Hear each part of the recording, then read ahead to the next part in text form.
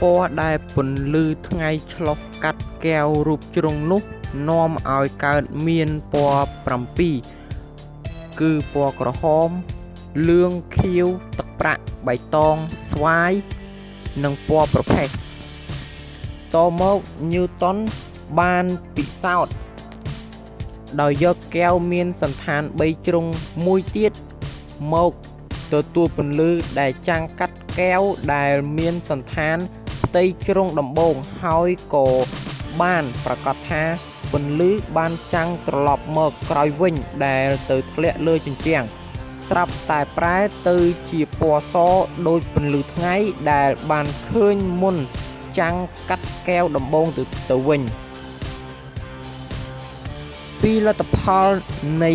ការពិសោធន៍ទទួលពន្លឺពណ៌ផ្សេងៗដែលមានពីពន្លឺព្រះអាទិត្យរបស់ញូតុននេះអ្នកវិទ្យាសាស្ត្រចំនួនក្រោយៗបានយកមកប្រើឲ្យកើតជាប្រយោជន៍ជាច្រើនដូចជាម៉ាខូនីព្យាយាមប្រើពន្លឺពណ៌ក្រហមដើម្បីប្រឌិតវិទ្យុរ៉ឺនទៀនអ្នកវិទ្យាសាស្ត្រអាល្លឺម៉ង់ប្រើពន្លឺពណ៌ស្វាយដើម្បីបង្កើតជា X-ray ឡើងក្នុងគ្រិស្តសករាជ1895ស្លេះទុកប៉ុណ្ណេះសិនមកនិយាយពីញូតុនវិញម្ដងកាលបើញូតុនបានជួបប្រទះរឿងពណ៌ដែលកើតពីពន្លឺព្រះអាទិត្យហើយលោកបានព្យាយាមតែនឹងការប្រឌិតឧបករណ៍កែវយឹតឲ្យបានត្រឹមត្រូវនិងច្បាស់លាស់ហើយលទ្ធផលដែលញូតុនបានគឺលោកប្រឌិតគ្រឿងតូចទំហំប្រវែងមិនហួសពី16សង់ទីម៉ែត្រនិងខ្នាតមជ្ឈដ្ឋាន25មីលីម៉ែត្រដែលអាចនឹងពង្រីកវត្ថុឲ្យចំបានដល់40ដងហើយគ្រឿងតូចរបស់ញូតុននេះឯងជាមេបែបបទនៃការសាងគ្រឿងធំដែលបញ្ចាំងឧបករណ៍កែវយឹតក្រុង Greenwich ក្នុងប្រទេសអង់គ្លេសនិង Mount Well នៅប្រទេសអាមេរិកព្រោះការប្រឌិតឧបករណ៍កែវយឹតនេះឯងដែលនាំមកនៅកិត្តិស័ព្ទយ៉ាងខ្ពស់បំផុតមកឲ្យញូតុនក្នុងគ្រិស្តសករាជ1671លោកបានទទួលតែងតាំងជាសាស្ត្រាចារ្យខាងគណិតវិទ្យានៅមហាវិទ្យាល័យ Cambridge ទោះជាលោកមានអាយុនៅតិចក៏ដោយនៅឆ្នាំតមកទៀតលោកក៏បានទទួលការជ្រើសរើសធ្វើជាសមាជិកនៃសមាគមស្រាវជ្រាវវិទ្យាសាស្ត្ររបស់ស្ដេចវិទ្យាដែលញូតុនស្រាវជ្រាវបានយ៉ាងវិសេសវិសាលនោះគឺទ្រឹស្ដីនៃការស្រូបទាញសូម្បីដឹងហើយក៏លោកនៅស្ងៀមរហូតដល់20ឆ្នាំត្បិតញូតុនធ្វើដោយស្រឡាញ់វិទ្យាជាងស្រឡាញ់ប្រាក់កាក់អ្នកវិទ្យាសាស្ត្រក្នុងសម័យញូតុនបានរៀនចេះដឹងតាមរយៈការសិក្សាស្រាវជ្រាវរបស់ Copernicus និង Galileo មកហើយថា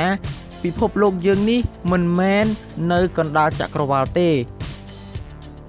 ព្រះអាទិត្យទេដែលនៅកណ្ដាលពិភពលោកយើងមិនបាននៅនឹងទេគឺវិលជុំវិញខ្លួនឯងមួយថ្ងៃ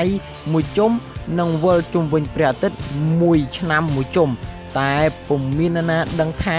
ដូចម្ដេចបានជាផ្កាយនប់គ្រោះទាំងឡាយនិងលោក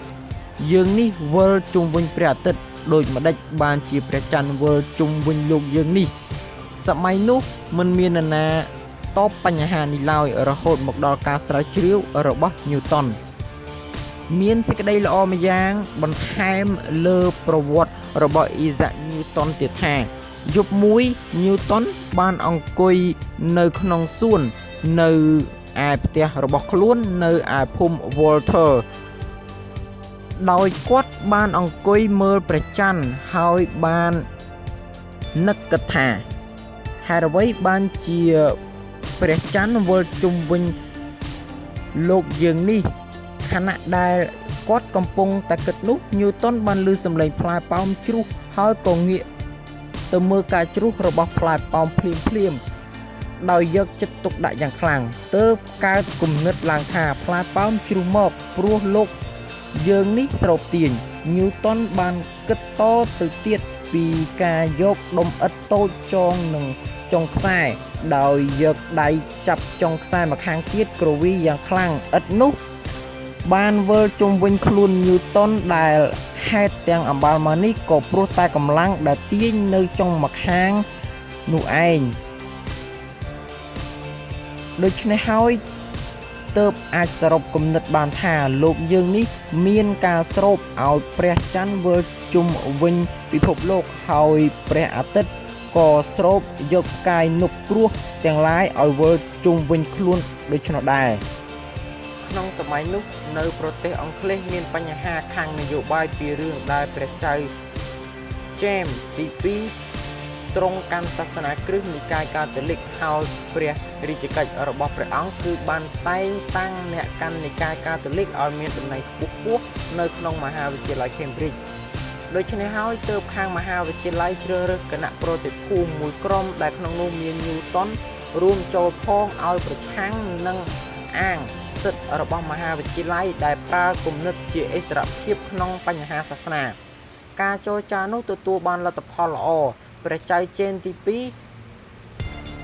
ទ្រង់ក៏បានព្រមដកព្រះរាជបញ្ជាទៅវិញដើម្បីជារង្វាន់ដល់ Newton មហាវិទ្យាល័យ Cambridge បានជ្រើសរើស Newton ជាផ្លូវការដើម្បីឲ្យធ្វើជាតំណាងរបស់មហាវិទ្យាល័យនៅក្នុងរដ្ឋសភានៅគ្រិស្តសករាជឆ្នាំ1188កាលបើផុត2នាទីសមាជិករដ្ឋសភាហើយ Newton ក៏បានទៅស្រាវជ្រាវខាងគណិតសាស្ត្រនិងវិទ្យាសាស្ត្រពេលដែលជាប់រវល់នឹងការស្រាវជ្រាវនេះលោកបានភ្លេចរឿងដទៃអស់ដោយរវល់តែជក់ចិត្តនឹងការស្រាវជ្រាវរបស់ខ្លួនមានគ្រាមួយមានភ្ញៀវមកលេងផ្ទះ Newton បានក្រោកទៅយកសូរ៉ាមកទទួលរួចក៏បានត្រឡប់ទៅអង្គុយស្រាវជ្រាវវិញគ្រាមួយទៀតមានសម្លាញ់ម្នាក់មកផ្ទះរបស់ខ្លួនដោយបានប្រទះឃើញអាហារឆ្ងាញ់ៗរបស់ Newton ដាក់នៅលើតុនិងគ្របទុកផងតែ Newton នៅមិនទាន់បរិភោគនោះទេសម្លាញ់នោះរងចាំយ៉ាងយូរមិនឃើញ Newton វិលត្រឡប់មកវិញក៏ទទួលទានអាហារនោះអស់កាលបើ Newton បានត្រឡប់មកវិញហើយបើកគម្របមើលអាហារដោយមិនឃើញមានក៏ត្រឡប់ទៅជារអ៊ូរទាំបន្ទោសខ្លួនឯងថាស្មានតែមិនទាន់បរិភោគអាហារពេលល្ងាចទេតែតាមពិតបរិភោគរួចទៅហើយការធ្វើការងារច្រើនហើយសម្រាប់តិចនេះបានធ្វើឲ្យ Newton មានរាងកាយកាន់តែទ្រុឌទ្រោមនិងដេកពុំសូវលក់ព្រមទាំងកើតរោគខូចខួរក្បាលទៀតផង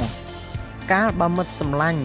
ណែនាំឲ្យឈប់ធ្វើការដែលការសម្រាកនោះមិនបានទាំងស្រួលបួលប្រមាណផងស្រាប់តែ Newton ត្រឡប់ចាប់ធ្វើការទៀតមុខការថ្មីរបស់ Newton នេះគឺជាការសំខាន់ម្យ៉ាងរបស់ប្រទេសអង់គ្លេសគឺលោកបានទទួលការតែងតាំងធ្វើជាចៅក្រមចាត់ការកហាបណៈគឺធ្វើតម្លៃប្រាក់ឲ្យត្រឹមត្រូវតាមតម្លៃដែលសមគួរនិងពិតប្រាកដមិនឲ្យคล้ายដូចរបស់ចាស់ដែលពីមុនមក Newton បានគណនានិងសាងប្រាក់ដែលមានក្របជាច្រើនប្រភេទជាពិសេសបើមានប្រាក់คล้ายពិតមែននោះនឹងមិនធ្វើឲ្យលំបាកចាប់កំហុសឡើយក្រៅពីនេះ Newton ធ្វើត្រាទឹកក្នុងធនប័ត្រដើម្បីឲ្យដឹងថាតើលុយនោះคล้ายឬក៏ពិតប្រាកដទៀតផងដោយសេចក្តីល្អនិងត្រឹមត្រូវនេះ